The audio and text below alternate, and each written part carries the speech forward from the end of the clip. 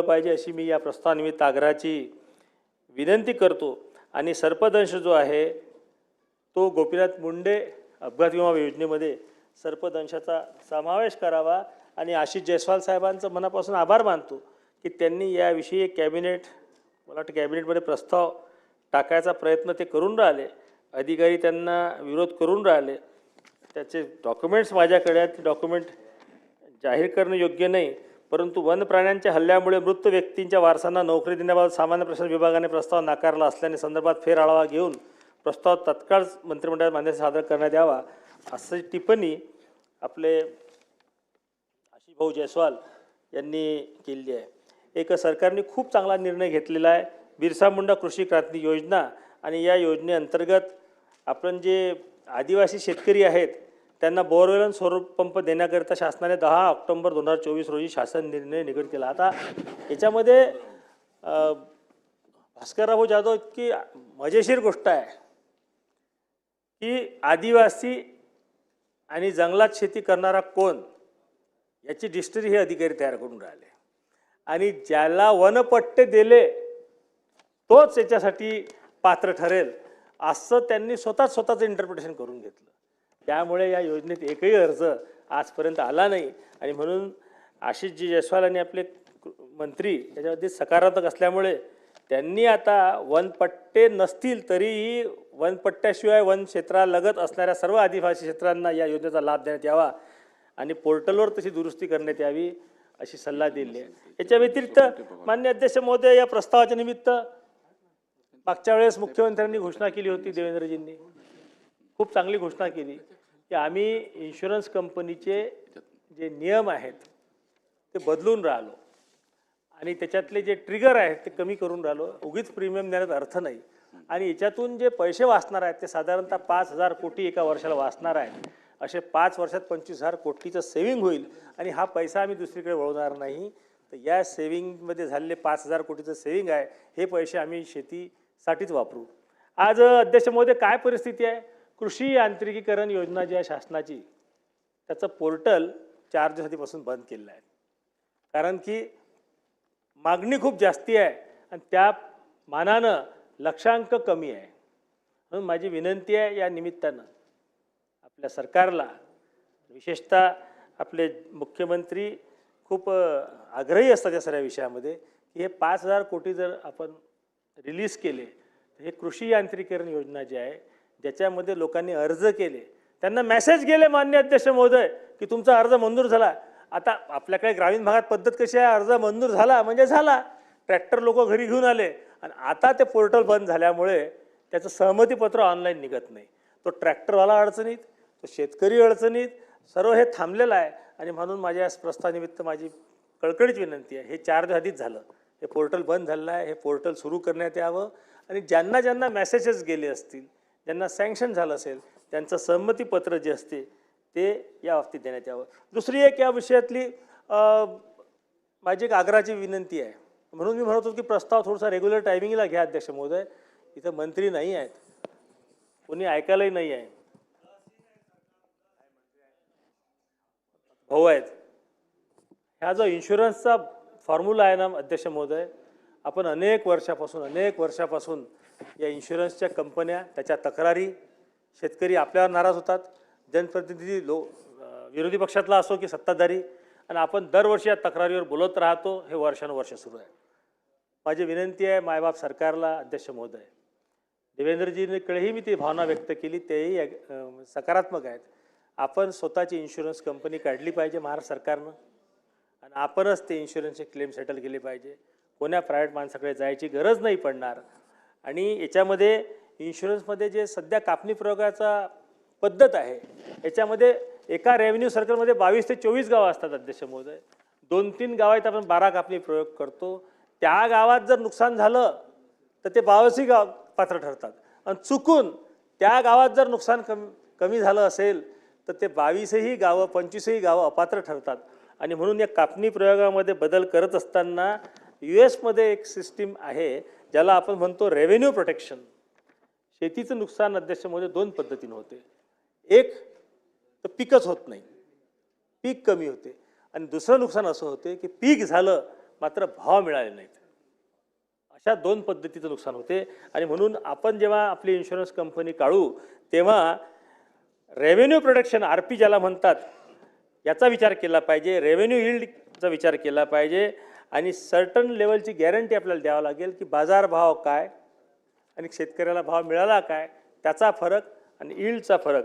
आणि दिस गॅरंटी ज्याला म्हणतात ही गॅरंटी जी आहे ती ॲक्च्युअल यील्ड जे आहे त्याच्यावर अवलंबून आहे. याला रेव्हेन्यू प्रोटेक्शन म्हणतात. अमेरिकेमध्ये ही पद्धत लागू करण्यात आलेली आहे. ही पद्धत लागू केली तर खऱ्या पद्धतीनं या विषयात होईल. मी आपल्या वेळेचं बंधन मला माहीत आहे काय आहे तर, आणि म्हणून माझ्या शेवटच्या मुद्द्याकडे अध्यक्ष महोदय मी जातो. हा अतिशय महत्त्वाचा मुद्दा आहे. विशेषतः अर्जुनराव खोतकर तुम्ही झाले, भास्करराव झाले, पण समजून घ्या मी जे म्हणतो ते. आपले राज्यपाल जे आहेत त्यांनी एक मीटिंग घेतली होती आपली. आपण सर्व होतो 23 तारखेला मागच्या महिन्याच्या 23 ऑक्टोबरला दिवाळीच्या तिसऱ्या दिवशी. आणि त्यांनी नैसर्गिक शेतीला प्रोत्साहन देण्याबाबत आपल्या सर्वांना सांगितलं, अधिकाऱ्यांनाही सांगितलं. त्याच्यावर त्यांनी हे पुस्तक लिहिलं नैसर्गिक शेती. त्या पुस्तकाचा मराठी अनुवाद हा आम्ही अकोल्याला करून दिलेला आहे पंजाबराव देशमुख कृषी विद्यापीठानं. एक पुस्तकही लिहिलं. त्यानंतर कृषी खात्याचे अधिकारी यांनी एक बैठक घेतली पुण्याला. तिथं काही विद्यापीठांचे व्हाईस चान्सलर आले होते. व्हाईस चान्सलरने सांगितलं की आता म्हणजे महाराष्ट्राबाहेरचे तुम्ही काही जास्ती डोकं लावायचं काम नाही म्हणे महाराष्ट्राच्या लोकांनी. आमच्याकडे SOP तयार आहे आणि तुम्ही हे इम्प्लिमेंट करा. नैसर्गिक शेती केली पाहिजे, भावना खूप चांगली आहे आणि ते केली पाहिजे, दुसरा इलाज नाही हे आपल्याला समजते.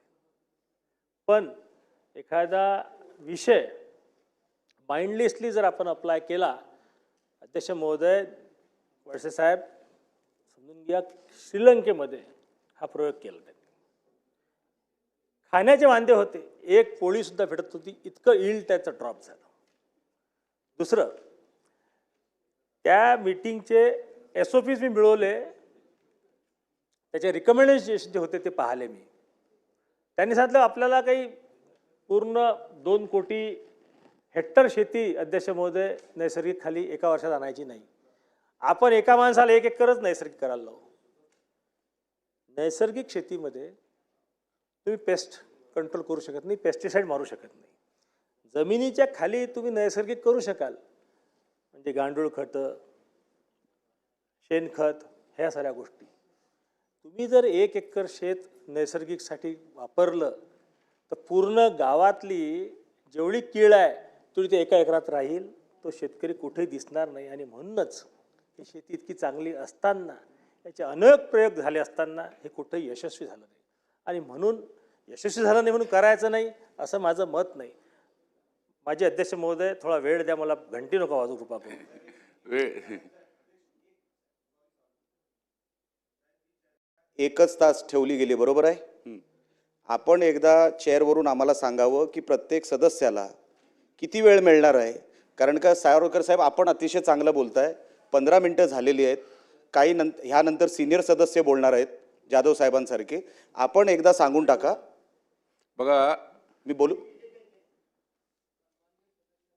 उपस्थित केला तो काही अंशी बरोबर असला तरी चिंता करायचं कारण नाही. 1 तासात हा प्रस्ताव संपणार नाही आहे आणि संपवताही येणार नाही. 1 तासात जेवढी चर्चा होईल तेवढी बोलू द्या. प्रत्येकाला जेवढं बोलायचंय तेवढं बोलायला मुभा ह्या प्रस्तावामध्ये दिलीच पाहिजे, कारण हा प्रस्ताव महत्वाचा आहे. नाही हे बघा, नाही प्रस्ताव सुरू राहील, पण प्रस्ताव सुरू राहील.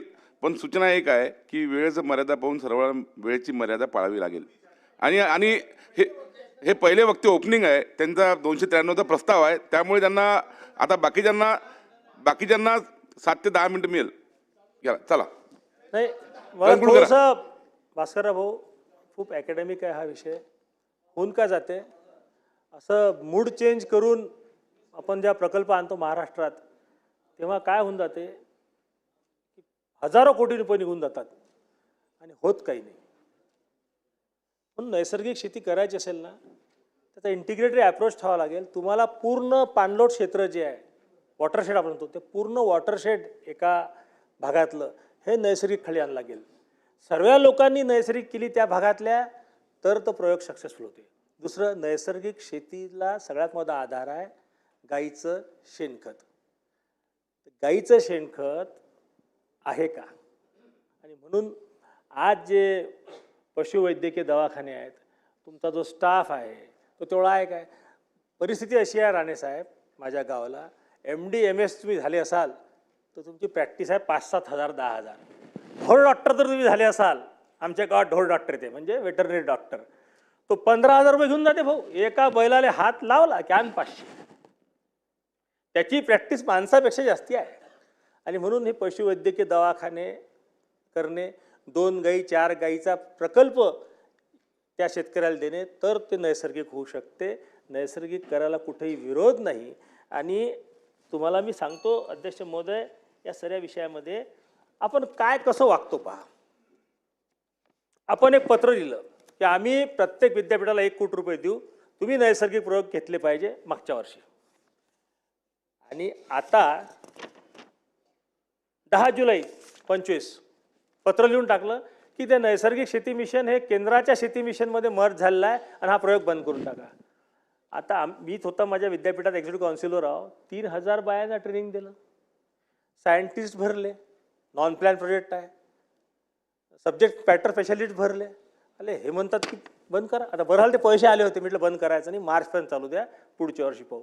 या प्रस्तावाच्या निमित्तानं ॲग्रिकल्चर सेक्रेटरी आणि या सर्वांना माझी विनंती आहे की हे जे 5-5 कोटी द्यायचं कबूल केलं होतं, दरवर्षी 1 कोटी, अख्खा प्रोजेक्ट सबमिट केला हो भास्करराव भाऊ, अख्खा प्रोजेक्ट सबमिट केला आम्ही. चालेल, 3 महिने चालवला, आता फाडून फेकून द्या. आणि परत मग राज्यपाल नवीन आले देवराजजी, त्यांनी नैसर्गिक शेती पुरस्कार केला, तर परत ते असला नाही. आता म्हणतात आम्हाला SOP द्या. म्हणजे अडचण काय वळसे साहेब, राजकीय आणि ब्युरोक्रेसीची. गेल्या 10 वर्षात किती कृषी मंत्री बदलले महाराष्ट्रात आणि किती ॲग्रिकल्चर सेक्रेटरी बदलले हे पहा तुम्ही. कसं धोरण राबवणार आहात तुम्ही. सेंद्रिय शेती मिशन होतं, आमच्या पोरे साहेबांनी चालू केलं होतं अकोल्याला. सेंद्रिय शेती मिशनला आपण 2026 पर्यंत परवानगी दिली आणि आता एक दिवस पत्र पाठवून दिलं 2 वर्षाआधी, एक काम करा, सेंद्रिय शेती मिशन राष्ट्रीय शेती मिशन एकच आहे, बंद करून टाका. लोकांच्या कॅरियर्सोत, लोकांनी केलेल्या कामासोबत आपण असा खेळतो. आणि म्हणून या विषयामध्ये माझी कळकळीची विनंती आहे अध्यक्ष महोदय, याच्यामध्ये कोणती मिशनची वगैरे स्थापना करायची गरज नाही. नैसर्गिक शेतीचं काम जे आहे ते प्रत्येक विद्यापीठात दिलं पाहिजे. एक्झिस्टिंग स्टाफ आहे आपल्याकडे आणि कृषी विज्ञान केंद्र जे आहेत, जे एक्सटेन्शन ॲक्टिव्हिटीज करतात, त्यांना नैसर्गिक शेतीसाठी प्रोत्साहन दिलं पाहिजे, पैसे दिले पाहिजे. हा नैसर्गिक शेतीचा प्रयोग अतिशय चांगला आहे. सेंद्रिय शेती आणि नैसर्गिक शेती ह्या जुळ्या बहिणी आहेत, यांना वेगळं करून चालणार नाही. दोन्ही प्रयोग चालले पाहिजे. हे जर खरंच झालं असं योगेश सागरजी, बदलून जाईल सर्व. मी स्वामीनाथनजीच्या विरोधात नाही आहो, माझ्यावर टीका होत होती नेहमी. स्वामीनाथनजींनी गव्हाची व्हेरायटी काढली, पण काय झालं, त्याची जे स्टेम्प होती ते पतली होती, पण त्यांनी टॉरेंट जीन टाकला. काय झालं शेवटी, अख्खी भारताची पॉप्युलेशन गव्हाची, अख्खी भारताची आपण डायबिटीस खळी आणून ठेवली. त्याच्यात तो जीन असल्यामुळे पोटातून कार्सिनोमाचे कॅन्सर व्हायला लागले. आणि आज भारत कुठं आहे. आणि हरित क्रांतीच्या नावानं लोक बोंबा मारतात, हरित क्रांती, हरित क्रांती, हरित क्रांती. अरे झालं थकला माणूस हरित क्रांती ऐकून. काय झाली हरित क्रांती? अरे हरित क्रांतीमध्ये फक्त गहू आणि तांदूळ 2-3 गोष्टीत हरित क्रांती झाली, पण या हरित क्रांतीनं शहरी भागाच्या लोकांचं पोट भरवल्या गेलं. मात्र भारताची पीक पद्धती जी आहे, मल्टी क्रॉपिंग पॅटर्न हा पूर्ण खतम झाला. आणि लेबर ओरिएंटेशनमुळे आज लोक कंप्लीट सोयाबीन कापसाकडे वळलेले आहेत. तुमच्या घरी खायलाही अन्न नाही आणि शेतकरी आत्महत्या ज्या होऊन राहिल्या माननीय अध्यक्ष महोदय, त्याच्यामागे सगळ्यात मोठं कारण हेच आहे की आपण कॅश क्रॉपकडे वळल्यामुळे सीजनल काम आलं, सीजनल क्रॉप आले, वर्षभर लोकांना कामच नाही. शेती असा व्यवसाय की वर्षभर माणसाला पोहोचू शकते. या ठरावाला थोडीशी वेळेची मर्यादा आहे माननीय अध्यक्ष महोदय, नाही तर आपण 1 तास बोललो असतो या विषयावर. पुन्हा कधी ते म्हणतात बोला अध्यक्ष महोदय, ते बोला म्हणतात. वेळेचं बंधन पाळावं लागेल, वेळेचं बंधन पाळावं लागेल. आणि वेळेचं बंधन पाळावं लागेल. अध्यक्ष महोदय, माझे फक्त तुम्हाला 2-3 गोष्टी मी समारोप करतो, फार बोलणार नाही. सर्व अध्यक्ष महोदय, पुन्हा माझे सरकारला पुन्हा विनंती दुसरा आहे. 93 आहे. आपण जे 32,000 कोटीचं पॅकेज दिलं आहे शेतकऱ्यांना, अध्यक्ष महोदय मी कन्क्लूड करू राहिलो, शेवटचे 4-5 Conclude मिनिटं. करा. 32,000 कोटीचं जे पॅकेज आपण देऊन राहिलो, तो पॅकेज देण्यामागं आपली भावना प्रामाणिक आहे, आपल्या शेतकऱ्यांचा कळवळ आहे. मात्र तेवढेच पैसे शेतकऱ्याच्या खिशातून चुकीच्या अधिकाऱ्यांच्या वागण्यामुळे निघत असतील तर ते थांबवलं पाहिजे, आजच थांबवलं पाहिजे. म्हणून सोयाबीनच्या खरेदीचे आकडे आपण बोलवा, तुमच्या लक्षात येईल काय होऊन राहिलं. काय होऊन राहिलं? 4200 रुपये सोयाबीन आहे, 5300 रुपये हमी भाव आहे, 1000 रुपयानं शेतकऱ्याचं 1 क्विंटल माग नुकसान आहे. कापसाची तीच परिस्थिती नाही. जर एकरी कापूस 5 क्विंटल 6 क्विंटल CCI घेतो, त्यांनी जर 10 आणि 12 क्विंटल नाही घेतला तर तो शेतकरी 1000-1200 रुपये क्विंटल नागवला जाणार आहे. हे दोन विषय, नैसर्गिक शेती आणि सेंद्रिय शेती ह्या जुळ्या बहिणी आहेत. दोन्ही प्रकल्प सुरू ठेवायचे, कृषी विद्यापीठांना द्यायचे आणि तिथून राबवून घ्यायचे. दुसरा विषय, मागच्या अधिवेशनात असा घसाफाळत रडलो, बोंबलत बसलो मी सांगितलं होतं की 986 कृषीचे पदं स्टेटला वरती करण्याचं अख्खं धोरण दिलं. साहेब, माझ्या पत्राला फक्त केऱ्याची टोपली दाखवल्या गेली, काही त्यात झालं नाही. दुसरं पत्र मी दिलं, CM साहेबांनी रिमार्क लिहिला की इम्पॅक्ट ॲनालिसिस घ्या नानाजी देशमुख कृषी संजीवनी प्रकल्पाचं, की मागं जो टप्पा 1 आपण केला होता त्याचा इम्पॅक्ट काय झाला, कुठपर्यंत आपण गेलो पुढे, त्याच्यातून काय मिळवलं, आणि नंतर टप्पा 2 चालू केला, त्याच्यावर काही झालं नाही. मी तिसरी रिकमेंडेशन दिली होती की केंद्रानं जसा मखाना बोर्ड चालू केला तसं आपण मिलेट बोर्ड चालू केलं पाहिजे. जगात मिलेटची मागणी आहे आणि मिलेटमुळे तब्येती सुधारते, पैसा येते, त्याच्यावरही काही झालं नाही. म्हणून माझी अध्यक्ष महोदय विनंती आहे आपल्याला की या प्रस्तावाच्या माध्यमातून आपण ह्या सगळ्या गोष्टीवर थोडा प्रकाश टाकू. आणि एक फक्त शेवटचं सांगतो, कृषी विद्यापीठं जे आहेत आपले, कृषी विद्यापीठं तिथं राजकीय आपण सर्व बसलेलो आहोत. कृषी विद्यापीठ नफा कमावण्याची मशीन नाही आहे, ती इक्विटी आहे पुढच्या पिढीसाठी, सीड बँक आहे. आणि म्हणून तिथल्या विद्यापीठामध्ये एक्झिक्युटिव्ह काउन्सिलवर सर्व राजकीय पक्ष जेव्हा माणसांची नेमणूक करतात तेव्हा त्यांना काही बेसिक बुद्धिमत्ता आणि त्या शेतीविषयी प्रामाणिकता असली पाहिजे. राजकीय हे करू नका. आणि सगळ्यात मोठं रिकमेंडेशन मी हे दिलं होतं, जे कदाचित काही लोक माझ्यावर नाराज होतील. आपण MCR तयार केलं, Maharashtra council for agriculture education and research, या सर्व कृषी विद्यापीठांची शिखर संस्था मान्य अध्यक्ष महोदय ही ॲबॉलिश करण्यात यावी. हे राजकीय पुनर्वसनाचं पद झालेलं आहे. 10 जण तिथं बसतात आणि 4ही कृषी विद्यापीठांना कंट्रोल करायचा प्रयत्न करतात. 4ही कृषी विद्यापीठाची पीक पद्धत वेगळी आहे, जमिनीची पद्धत वेगळी आहे. 3 लाखापर्यंत त्यावरचा जर खर्च करायचा असेल तिथं जावं लागते, याची गरज नाही. ॲग्रिकल्चर सेक्रेटरी, ॲग्रिकल्चर मिनिस्टर आणि गव्हर्नर आहेत. आणि म्हणून हे जे Maharashtra council of agriculture education and research penalty post म्हणून कोणतरी IAS ऑफिसर तिथं जाते, राजकीय पुनर्वसन करण्यासाठी काही लोक तिथं आपण त्याचा अध्यक्ष करतो, त्याच्यातून काही साध्य झालं नाही. आणि म्हणून हे जे MCR आहे हे अबॉलिश करण्यात यावं अशी कळकळीची मागणी मी आपल्यापर्यंत करतो. आणि याविषयी सभा काय आपण निर्देश द्यावे कृषी मंत्र्यांना की या सर्व विषयावर त्यांनी एक बैठक घ्यावी, संबंधित अधिकारी बोलावले. आणि शेवटी माझा कन्क्लूड करताना मी देवेंद्रजीचं मनापासून अभिनंदन करतो, त्याचे आभार मानतो.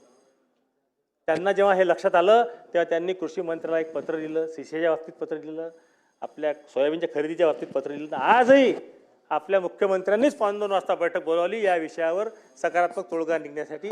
त्यांचं कौतुक करतो. सरकारनं 32,000 कोटीचं पॅकेज देऊन शेतकऱ्यांविषयी प्रामाणिकता दाखवली, त्याबद्दल मी सरकारचं कौतुक करत असताना या ठरावाला समर्थन देऊन माझं बोलणं संपवतो. जय हिंद, जय महाराष्ट्र. चला, सन्माननीय सदस्य भास्करराव जाधव. सन्माननीय अध्यक्ष महोदय, या विधानसभेच्या हिवाळी अधिवेशनामध्ये प्रत्येक मंगळवारी हा सत्ताधारी पक्षाचा 293चा प्रस्ताव येतो आणि गुरुवारी हा विरोधी पक्षाचा 293चा प्रस्ताव येतो. हे नागपूरचं हिवाळी अधिवेशन या ठिकाणी विदर्भामध्ये म्हणजे नागपूरमध्ये होतंय आणि संपूर्ण विदर्भ असेल, मराठवाडा असेल, कोकण असेल, पश्चिम महाराष्ट्र असेल, उत्तर महाराष्ट्र असेल, हा संपूर्ण महाराष्ट्र या अधिवेशनातून आम्हा शेतकऱ्यांच्या पदरामध्ये काय पडतंय याची खूप मोठी आस लावून आणि खूप मोठ्या या अधिवेशनाकडे डोळे लावून बसलेले आहे अध्यक्ष महोदय. परंतु सत्ताधारी पक्षाची आणि सरकारची उदासीनताच सांगतेय की शेतकऱ्याच्या पदरामध्ये काहीही पडणार नाही. याचं कारण असं आहे की हा पहिला प्रस्ताव सभागृहामध्ये चर्चेला येत असताना जर एखादा कॅबिनेट मंत्री सभागृहात हजर नसेल तर सभागृह चालवता येत नाही, म्हणून एक कॅबिनेट मंत्री आहेत. मला वाटतं ते मदतनी पुनर्वसन त्यांच्याकडे आहे. या 293च्या प्रस्तावामध्ये सरकारी पक्षाच्या वतीनं इथं कृषी विषय महत्वाचा आहे. कृषी मंत्री कुठे आहेत? इथं दुग्ध, मत्स्य आणि आपले पशुसंवर्धन मंत्री कुठे आहेत? त्यांचा पत्ता नाही.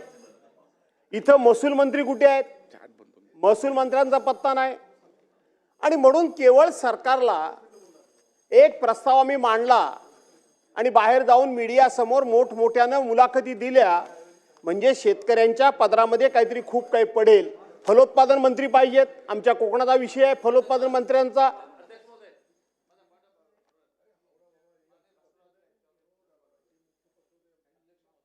ही गोष्ट खरी आहे अध्यक्ष महाराज. संपूर्ण राज्याचं लक्ष या प्रस्तावाकडे लागलेलं आहे आणि अशा परिस्थितीमध्ये जो मुद्दा माननीय भास्करराव जाधवांनी या ठिकाणी रेस केलेला आहे, फक्त मदत आणि पुनर्वसन मंत्री या ठिकाणी हजर अध्यक्ष महाराज. ॲक्च्युली कृषी मंत्रीपासून तर या सर्व मंत्र्याला या सभागृहामध्ये अशा महत्त्वपूर्ण प्रस्तावावरती हजर राहणं अत्यंत आवश्यक होतं अध्यक्ष महोदय. तरी जर ही अनास्था असेल अध्यक्ष महाराज तर हे चित्र काही राज्याच्या समोर चांगलं जाणार नाही अध्यक्ष महोदय. त्यामुळे तुम्ही एक तर मंत्र्याला समज दिली पाहिजे अध्यक्ष महोदय. ही गरज आहे आता अध्यक्ष महोदय. हे हजर राहत तसे तर मग काय करायचं अध्यक्ष महाराज? ओ सत्तारबाई, मी जरा पॉइंट ऑफ ऑर्डर बोलतोय. खोतकर साहेब येतात आहे, निरोप देतोय इकडचा. त्यामुळे तुम्ही अध्यक्ष महाराज या पॉइंट ऑफ ऑर्डरची गंभीर दखल घ्यावी आणि माननीय मंत्री महोदयाला हजर राहत सांगावं अध्यक्ष महाराज. दादा साहेब बोला. प्रत्येक विषयाची बघू जरा काय लिहिलं तुम्ही ते मंत्री महोदय. काय काय बघू जरा काय लिहिलं ते. नोंद घेताय तुम्ही म्हणता ते बघू जरा. कागद जरा पाठवा बघू. कोण लिहितंय? अहो लॉबीमध्ये एक सुद्धा सेक्रेटरी नाही. तुमचे मंत्री नाही लॉबीमध्ये, सेक्रेटरी नाही, डेप्युटी सेक्रेटरी नाही, ऍडिशनल सेक्रेटरी नाही. कोण आहे? काय चाललंय? काय अशा पद्धतीनं कामकाज चालवता येतं? चालवा तुम्ही. आमचं काय म्हणणं नाही. आम्ही ओरडतोय पण सरकारच्या वतीनं इतका गंभीर विषयाचा प्रस्ताव समोर आलेला असताना कुठे आहेत मंत्री? कुठे गेले मंत्री? त्याची दखल कोणी घ्यायची? आता सन्मान्य सदस्य रणधीरजी सावरकरांनी हा प्रस्ताव ओपनिंग केला. त्यांनी सुद्धा सरकारी पक्षाच्या वतीनं बोलत असताना ते फार मर्यादेच्या पलीकडे जाऊन बोलू शकत नाही. परंतु प्रशासनाची मानसिकता काय ही त्यांच्या बोलण्यातून सातत्याने या ठिकाणी दिसून येत होती की कशा पद्धतीनं लोकांच्याकडे बघण्याचा दृष्टिकोन प्रशासनाचा नकारात्मक आहे ते सांगत होते. आम्ही केवळ टीकेला टीका करण्याकरता या ठिकाणी नाही आहोत. म्हणून मी म्हटलं की कुठे आहे पशुसंवर्धन मंत्री, दुग्ध विकास मंत्री, मत्स्य मंत्री, महसूल मंत्री, कृषी मंत्री? कुठे आहेत सगळे मंडळी? कोणच नाही. हे पीए तुमचे फक्त बसले तिथं. ती अदृश्य गॅलरी आहे म्हणून म्हणायचं. अदृश्य झाले कुठे ते सगळे? दादासाहेब आपण मुद्दे मांडा. मी मुद्दे मांडतो, काय हरकत नाही. पण ते कशा करता मांडायचे? लिखित देऊन टाकतो सगळं म्हणजे लवकर आटपता येईल. नाही बोला, आपण बोला. तेच सांगतोय ना. नाही पण सागरजी चुकीची आहे का? बोलवा ना. हा हो येतात. बोला आपण. येतात.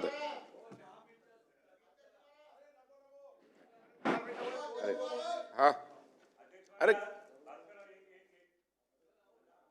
माझा चैनसूक क्षमतेची माझा आठवणीत आले ते एक शेर सांगतो. अध्यक्ष महाराज म्हणाले, भास्करराव तुम्ही चालू करा. जब मेरा जनाजा निकला तो सारी दुनिया देखने निकली, पर वो कमबख्त न निकली जिसके लिए जनाजा निकला. चला दादासाहेब बोला. दादासाहेब बोला. हरीशजी बसा ना प्लीज. अध्यक्ष महोदय, सप्टेंबर ते ऑक्टोबर नोव्हेंबरच्या दरम्यान, ऑक्टोबरमध्ये जास्तीत जास्त या राज्यामध्ये 29 जिल्हे, 253 तालुके आणि जवळजवळ 2065 आपली जी मंडळं असतात, सर्कल असतात, या सर्कलमध्ये अतिशय अतिवृष्टी झाली, अनियमित पाऊस पडला, अवेळी पाऊस पडला, मर्यादेपेक्षा आणि सरासरीपेक्षा कितीतरी पटीनं पाऊस पडला आणि त्या ठिकाणी शेतकरी हा पूर्णपणे उद्ध्वस्त झाला. अध्यक्ष महोदय, शेतकरीच केवळ उद्ध्वस्त झाला अशातला भाग नाही, तर आपण तो काळ आठवा की त्या काळामध्ये जे मीडियावर टीव्हीवर वगैरे जी वृत्त येत होती, गायी गुरं सुद्धा गोट्यामध्ये बांधलेली पाण्यामध्ये डुंबून तडफडून मरताना आपण सर्वांनी बघितली. केवळ शेतीचं नुकसान झालं, एखादा सीझन हातातून गेला, एवढ्या पुरेसा हा प्रस्ताव नाही किंवा एवढ्या पुरेशी ही चर्चा होऊन चालणार नाही. तर ज्या भागामध्ये कधी नदीला पाणीच येत नव्हतं, आपण बघितलं मराठवाड्यासारख्या ठिकाणी की जिथे आपण टँकरनी नव्हे तर रेल्वेनं सुद्धा, ज्या भागामध्ये आपण रेल्वेने पाणी पोहोचवलं होतं त्या भागामध्ये सुद्धा नद्या तुडुंब भरून गेल्या. नद्या भरल्या त्या भरल्या, पाणी जिकडे तिकडे झालं ते झालं, गाई गुरांचं नुकसान झालं, जवळजवळ 700 जनावरं दगावली, 3799 घरं कोसळून पडली. त्याचबरोबर 75,42,000 हेक्टरवरचं शेतकऱ्याचं पूर्णपणे शेतीचं नुकसान झालं आणि 264 माणसं या सगळ्या अतिवृष्टीमुळे मृत्युमुखी पडली. हे झालंच अध्यक्ष महोदय. पण त्याचबरोबर ह्या नद्या ज्या दुथडी भरून गेल्या, त्या नद्यांनी अशा पद्धतीची जमीन खरवडून काढली की आता पुढच्या कित्येक वर्षामध्ये त्या ठिकाणी मंत्री महोदय पीक घेणं हे शेतकऱ्याला खूप अवघड होणार आहे. शेतकऱ्याच्या हातामध्ये आता राहिलेलं नाही, कारण जमिनीचा पोतच हा पूर्णपणे त्या ठिकाणी पुराखाली वाहून गेला. जी पिका योग्य असलेली कसलेली जमीन असते ती जमीनच पूर्णपणे खरवडून त्या ठिकाणी वाहून गेली. त्यामुळं एखाद्या वेळेला एखाद्या सीझन पुरेसं फक्त शेतकऱ्याला मदत करून त्या शेतकऱ्याला आपल्याला उभं करता येणार नाही. तर त्या शेतकऱ्याला उभं करायचं असेल तर या सार्वभौम सभागृहामध्ये सर्व सदस्यांचे जे काही वेगवेगळे अनुभव असतात ते अनुभव एकत्रित करून सरकारला काहीतरी याच्यामध्ये कायमस्वरूपी आणि ठोस अशा पद्धतीची उपाययोजना करणं अत्यंत गरजेचं आहे. आणि म्हणून ही चर्चा महत्वाची आहे. ही चर्चा केवळ भाषण करण्याकरता मर्यादित चर्चा नाही. आम्ही केवळ 293चा प्रस्ताव या ठिकाणी मांडला, मंजूर केला, भाषण केली आणि विषय संपला असं नाही. ज्या वेळेला आपण सगळे आपापल्या मतदारसंघामध्ये जाऊ त्यावेळेला निश्चितपणे तोंडावर जरी कोण काही बोललं नाही तरी पाठीमागे निश्चितपणे आपल्याला म्हणतील की तुम्ही आमच्या पदरात काय टाकलं, आमच्याकरता काय घेऊन आलात, आमच्याकरता सरकारकडून कोणत्या प्रकारची योजना आणली, आम्ही कशा पद्धतीने उभं राहायचं. आणि म्हणून त्यावेळेला आपल्याकडे उत्तर नसणार आहे. आणि म्हणून अध्यक्ष महोदय, ही जी 75 लाख 80 लाख हेक्टर या ठिकाणी जमीन ही पूर्णपणे किंवा शेतकरी हेक्टरवरची पिकं ही शेतकऱ्याची पूर्णपणे नाश पावली. त्याला आपण उभं कसं करणार? आपण 32,300 कोटी रुपयाचं पॅकेज दिलंय असं मंत्रिमंडळासमोर आपण जाहीर केलं. माझा आग्रह BSC मध्ये तोच होता, आता देखील तोच आहे की 32,300 कोटी रुपयाचं आपण जे पॅकेज दिलं ते या सभागृहाला सांगा. त्या पॅकेजच्या माध्यमातून तुम्ही शेतकऱ्याला कसं उभं करणार, त्याची गुरंढोरं कशी त्या ठिकाणी पुन्हा त्याच्या गोट्यामध्ये येणार, त्याचा दुग्ध व्यवसायाचा धंदा पहिल्यासारखा कसा चालणार, कापूस व्यावसायिक कापूस पिकवणाऱ्या शेतकऱ्याला एक काळ तुम्ही 12 आणि 15,000 रुपये पर आपली ही क्विंटल दर मागत होतात. आज गेले 4-5 वर्ष 6,200 रुपयाच्या पुढे शेतकरी गेला नाही. एक काळ तुम्ही 8,000 रुपये सोयाबीनला दर मागत होतात. आज 3,200 रुपये क्विंटलच्या पुढे सोयाबीनचा शेतकरी जात नाही. दिवसागणिक महागाई वाढली आहे आणि महागाई वाढलेली आणि शेतकऱ्याच्या पिकाचा दर मात्र त्या ठिकाणी दिवसेंदिवस खाली यायला लागलाय.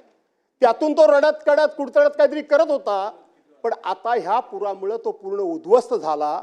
आणि म्हणून आग्रह असा होता की त्या 32,200 कोटी रुपयाची विगतवारी कशी होणार आहे, ती त्याला कधी मिळणार आहे, ती कशा स्वरूपात मिळणार आहे. कारण या ठिकाणी वळसे पाटील साहेब बसलेत. अनेक वेळेला सरकारनं वेगवेगळ्या, मग आपण असू ते असतील कोणी असेल, त्यांनी पॅकेज त्या वेळेला शेतकऱ्यांना द्यायच्या घोषणा केल्या. पण नंतर याच सभागृहामध्ये चर्चा झाली की ही पॅकेजेस फसवी असतात. कशी असतात पॅकेजेस? 32,200 कोटी रुपये तुम्ही खरोखर शेतकऱ्याला देणार आहात काय, ते कसे देणार आहात ते आम्हाला सांगा. ही पॅकेजेस अशी दिली जातात 3 किंवा 15,000 कोटीची तरतूद आहे. माझ्या हातामध्ये सगळ्या तरतुदी आहेत. 75,286 कोटी रुपयाची पुरवण्या मागण्या तुम्ही मागितलेल्या आहात। राज्याचा मूळ अर्थसंकल्प किती? 7,57,000 कोटीचा। गेल्या वेळेला पुरवण्या मागण्या किती मंजूर केल्यात? 57,000 कोटीच्या। आता पुरवण्या मागण्या किती मंजूर केल्यात? 75,000 कोटीच्या। 1,84,000 कोटी रुपयाच्या पुरवणी मागण्या तुम्ही केल्यात। याचा अर्थ तुम्ही जे फुलफ्लेज बजेट तुम्ही पण मांडलेलं होतं, हे बजेट पूर्णपणे तुमचं कोलमडलेलं आहे। तुमचे पूर्णपणे अंदाज हे कोलमडून पडलेले आहेत आणि राज्याची आर्थिक शिस्त ही पूर्णपणे बिघडलेली असताना तुम्ही शेतकऱ्याला कुठून पैसे देणार?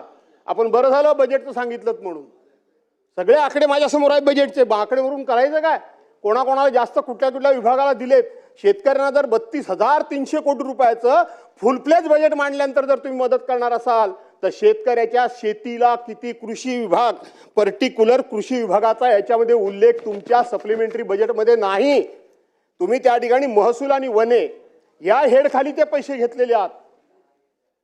थोडंफार आम्ही पण अभ्यास करतो या विषयामध्ये, नाही अशातला भाग नाही। आणि म्हणून ते आपण काय करतो, 3-4 वर्षाकरता पॅकेज जे जाहीर करतो अध्यक्ष महोदय, ती पॅकेजची कसरत अशी असते की त्या 3-4 वर्षामध्ये सगळ्या विभागामार्फत वेगवेगळ्या हेडखाली जे आपण पैसे देतो त्याची गोळाबेरीज करतो आणि आपण सांगतो पॅकेज दिलं।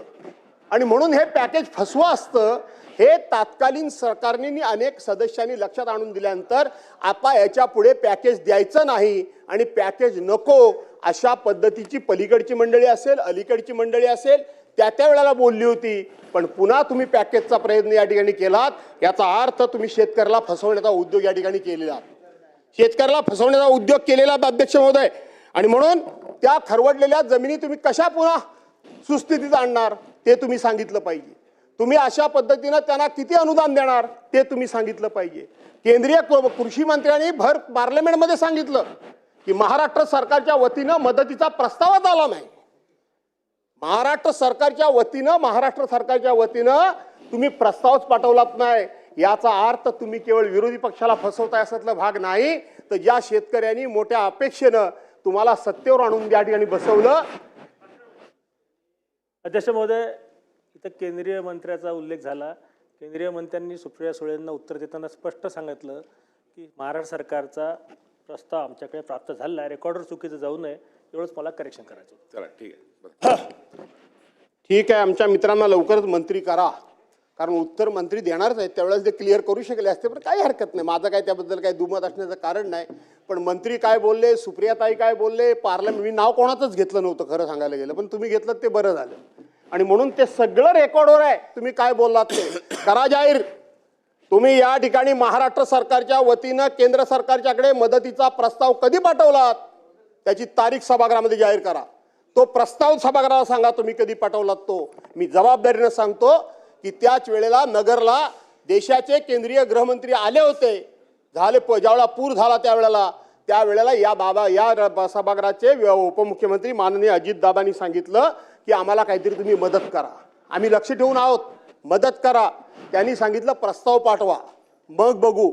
त्याच वेळेला बिहारची निवडणूक होती, बिहारला कोणी मागितले होते पैसे प्रत्येकाच्या खात्यामध्ये 10-10 हजार रुपये।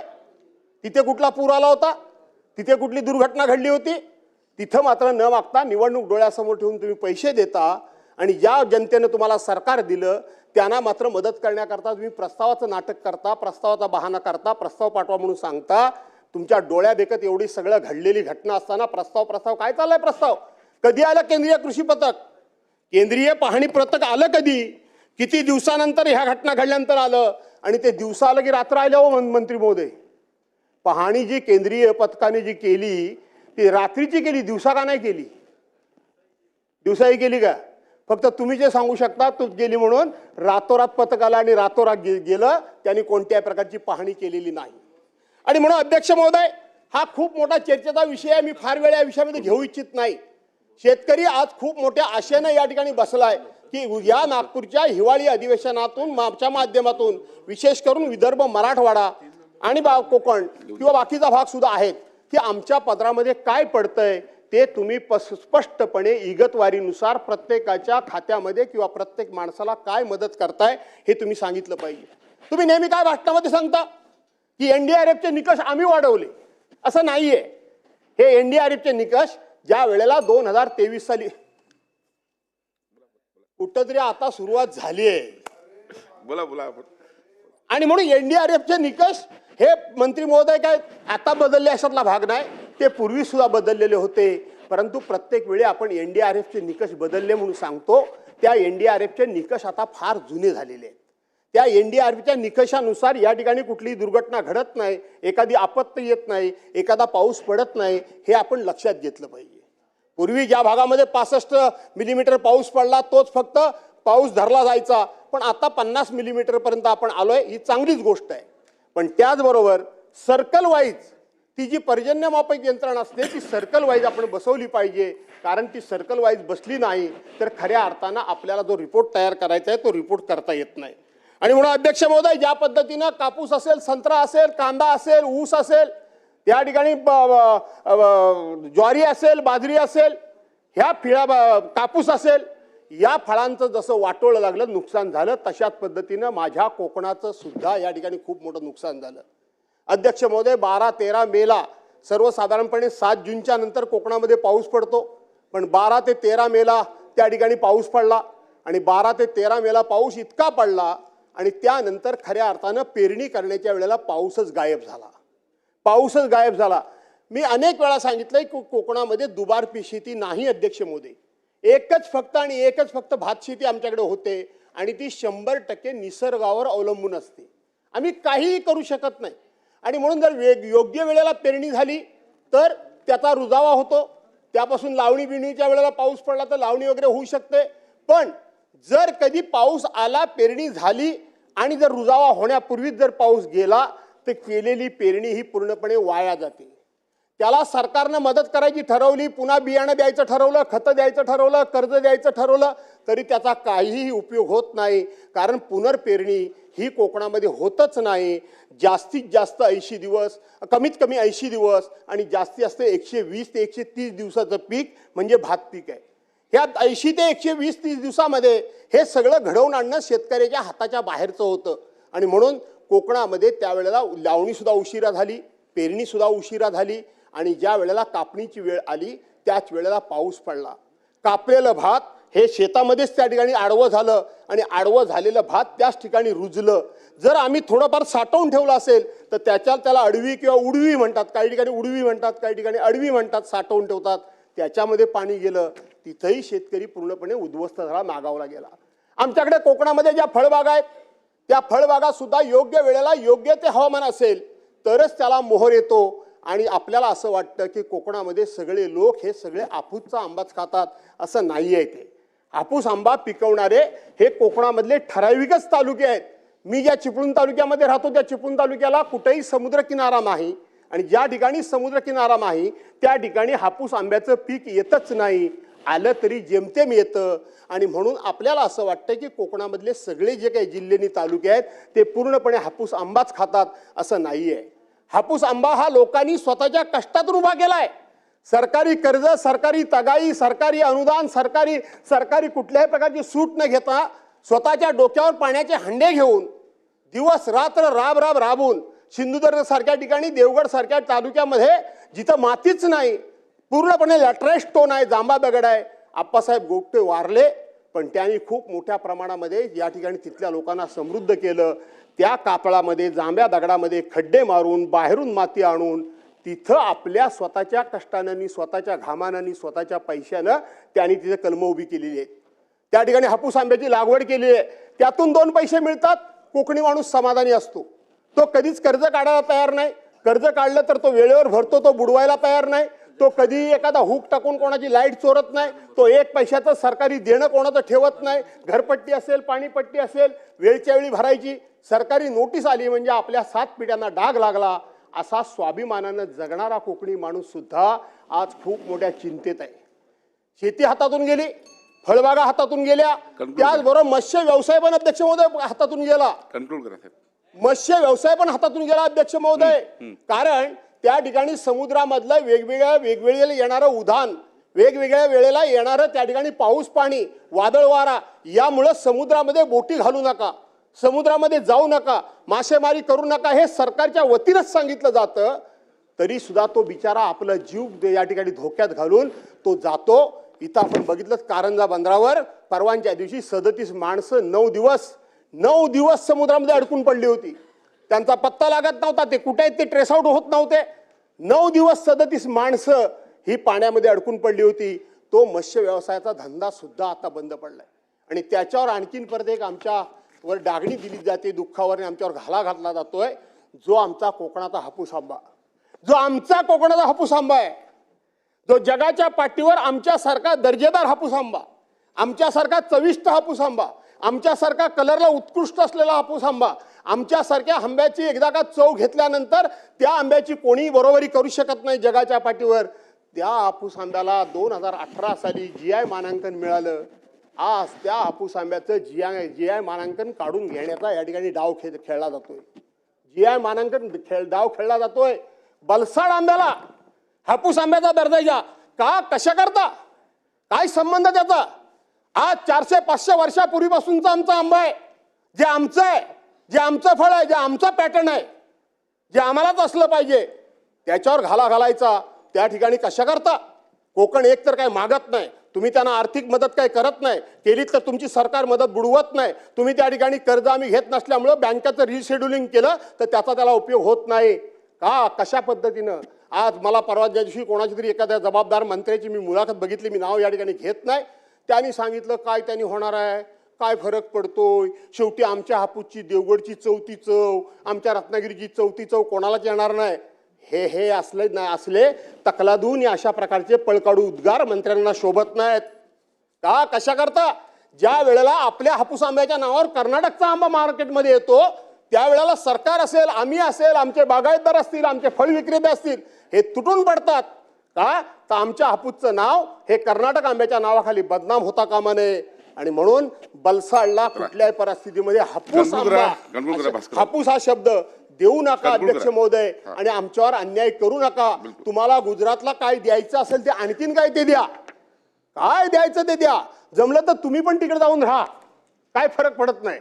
परंतु आमचा जो हापूस आंबा आहे, जो आमचा अधिकार आहे, जो आमचा हक्क आहे, जो आमचं पेटंट आहे, त्याला त्या ठिकाणी अध्यक्ष महोदय तशाच पद्धतीने राहू द्या, अशा प्रकारची विनंती करतो.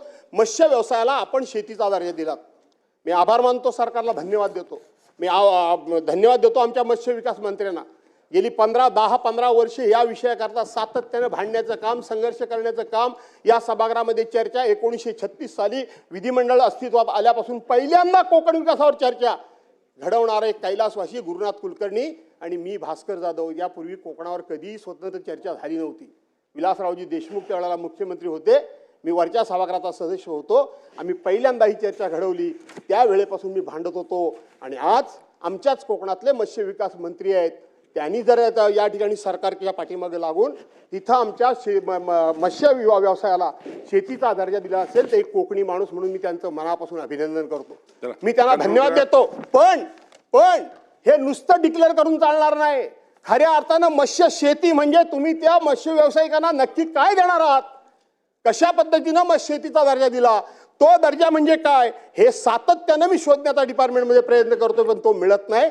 आणि म्हणून अध्यक्ष महोदय त्याला पण शेतीचा दर्जा द्या आणि त्या मत्स्य व्यावसायिकांना त्या ठिकाणी वाचवा अशी विनंती करतो. आमच्या बागायती वाचवा, आमचे मत्स्य व्यवसाय वाचवा, आमच्या फळबागा वाचवा, आमची शेती वाचवा, आणि त्याचबरोबर विदर्भाला सुद्धा वाचवा, मराठवाड्याला सुद्धा वाचवा, उत्तर महाराष्ट्राला वाचवा, पश्चिम महाराष्ट्राला वाचवा. कारण शेवटी सगळा महाराष्ट्र हा जर समृद्ध होईल तर संपूर्ण महाराष्ट्र समृद्ध होईल. आणि म्हणून या चर्चेच्या माध्यमातून सरकारचं औदासिन्य आहे, सरकारचं दुर्लक्ष आहे. एवढं बोलल्यानंतर सुद्धा एक मंत्र्याच्या पलीकडे कोणी मंत्री आला नाही. आणि म्हणून सरकार लोकांना फसवण्याकरता हा चर्चेचा हा प्रस्ताव येऊ नये, लोक शेतकऱ्यांना न्याय देण्याकरता आलेला असावा, एवढी अपेक्षा करतो. या ठिकाणी थांबतो. तून आभार मानतोय का आपण मला 293च्या प्रस्तावावर बोलण्याची संधी दिली. कृषी विभागाच्या वतीने अतिवृष्टीचे अनेक पंचनामे झाले, अनेक नुकसानी झाली, जमीन खरडून गेल्या, जमिना वाहून गेल्या, परंतु नुकसान भरपाई देताना त्या शेतकऱ्याच्या अपेक्षेप्रमाणे नुकसान भरपाई मिळाली नाही. अतिवृष्टी आणि पूरग्रस्तमध्ये हवालदिल झालेला शेतकरी मराठवाड्यामध्ये मोठ्या प्रमाणावर संकटामध्ये सापडलेला आहे. हे संकटामध्ये सापडल्यानंतर याला विशेष पॅकेज द्यायला पाहिजे होतं. खरं म्हणजे ते जर्नल पॅकेजमध्ये राज्याच्या सर्व तिजोरीतून जे 31,600 काही कोटी रुपये जे मंजूर केले, त्यामध्ये अजून प्रत्येक नुकसान भरपाई झालेल्या शेतकऱ्यांपर्यंत ते नुकसान बी पोहोचलेले नाही. काही ठिकाणी पशुधन जे आहे ते पशुधनाच्या बाबतीत एक निर्णय शासनाचा असा आहे अध्यक्ष महोदय, का ज्याची नोंद असेल पशुधनाची त्यालाच नुकसान भरपाई देण्यात येईल, आणि ज्याची नुकसान देताना नोंद नाही त्याच्यामध्ये ही दुरुस्ती करावी. मंत्री महोदय, आपण ही केली तर निश्चित जो शेतकऱ्याचा पशुधन एकदा एक्सपायर झाला, तो वारला, तो मेला, तर त्याचा पंचनामा झाला आणि पोस्टमॉर्टम झाला की त्याला पैसे मिळायला पाहिजे. परंतु दुर्दैवाने अशी नोंदीच्या बाबतीत अनेक वेळेस मी ताईलाही भेटलो, मंत्री महोदयांना, त्यांनाही विनंती केली का अशाप्रमाणे पशुधन एकदा शेतकऱ्यांचा दुधाचा असेल, शेती करण्याचा असेल, तो एकदा वाहून गेला किंवा कुठं सापडला नाही तर त्याची ही नोंद ग्रामपंचायतच्या माध्यमातून किंवा पोस्टमॉर्टम करताना झाला नाही, त्याच्याबद्दल ही चिंता सरकारच्या वतीने शेतकरी चिंतित आहे, त्याला मदत द्यायला पाहिजे.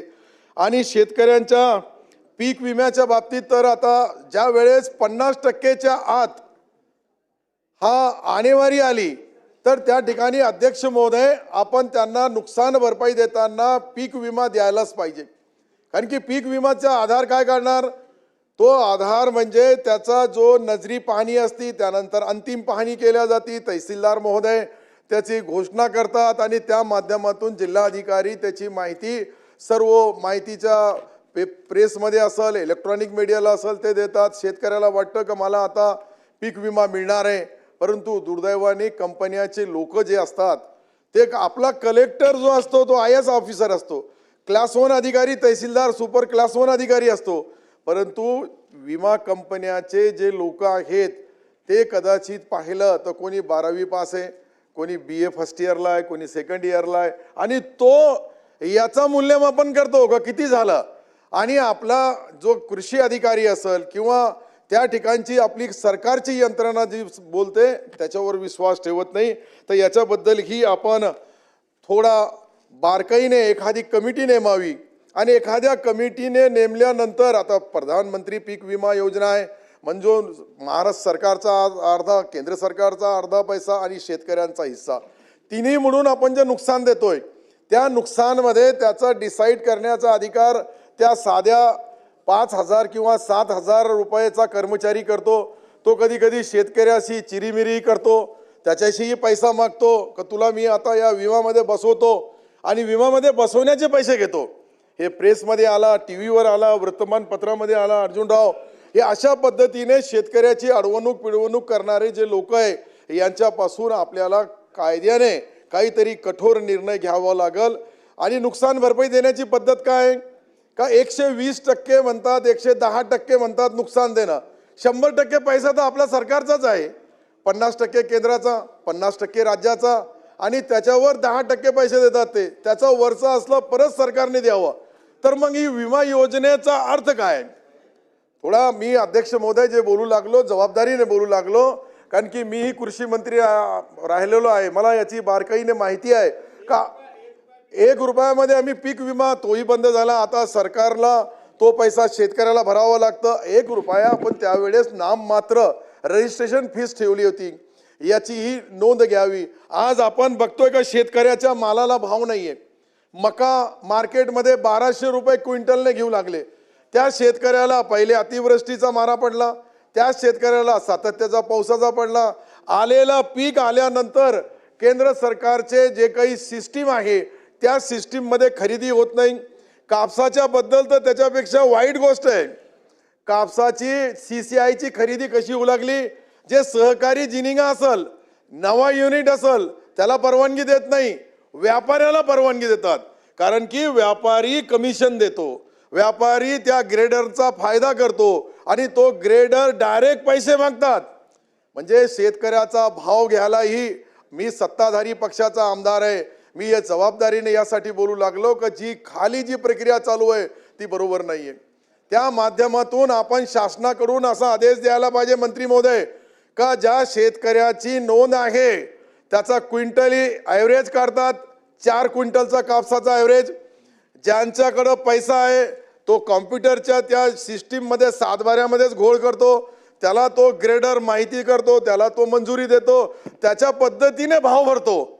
आणि ज्यांनी काही नाही केलं त्या ठिकाणी, कारण की सहकार आहे शेतकऱ्याची, माझ्याच मतदारसंघात 5,000 शेतकऱ्याची जीन आहे.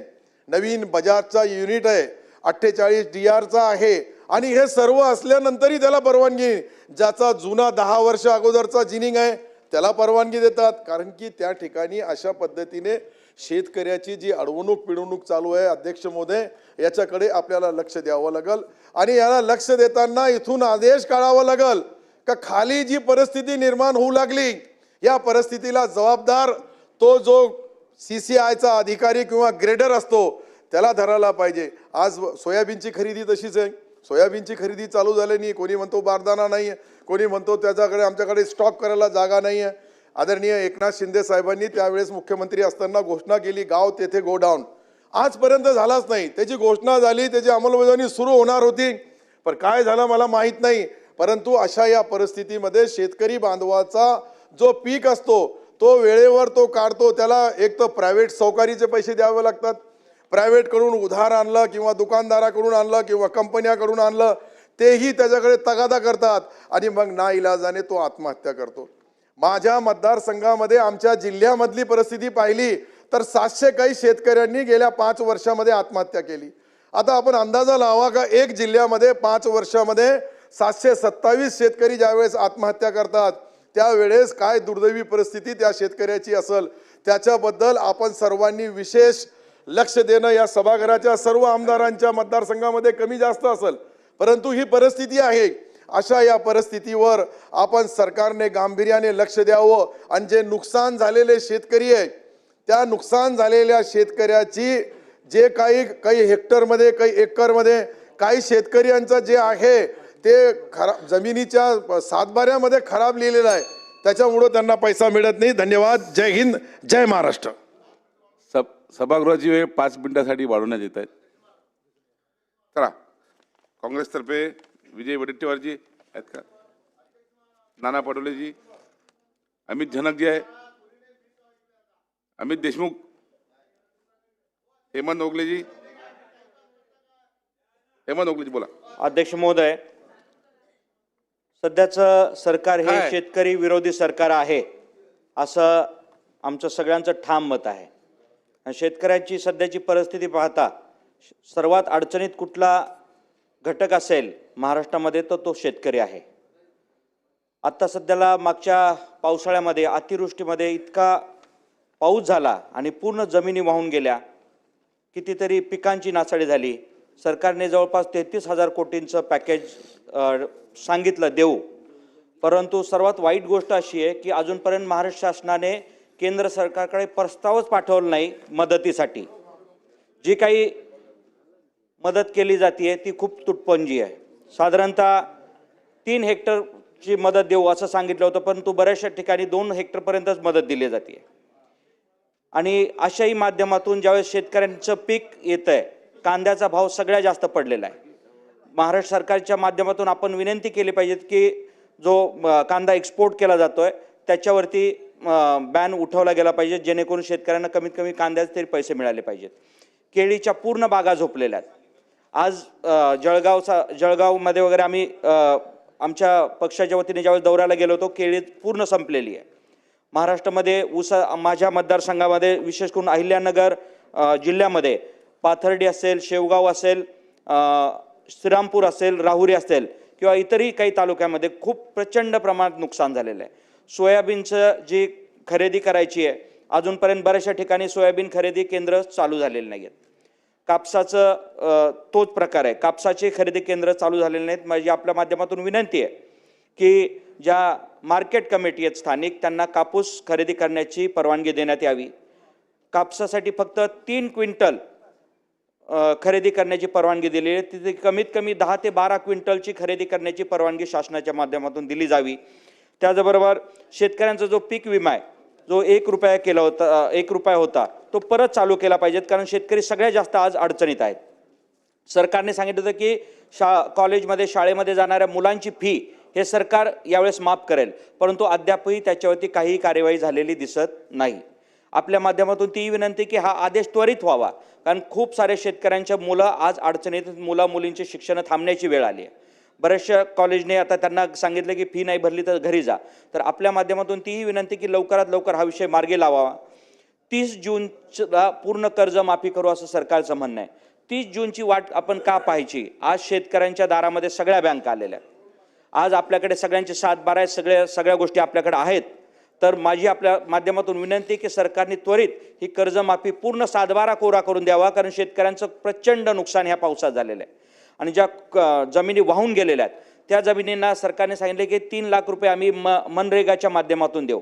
तर आपल्याला एक विनंती आहे की ज्यावेळेस हा मनरेगाचा विषय येईल त्यावेळेस आपण पूर्ण 100% यांत्रिकीकरणामधून हे मनरेगामध्ये यांत्रिकीकरणाला 100% परवानगी द्या, फक्त जी शेती खरड वाहून गेली त्यासाठी.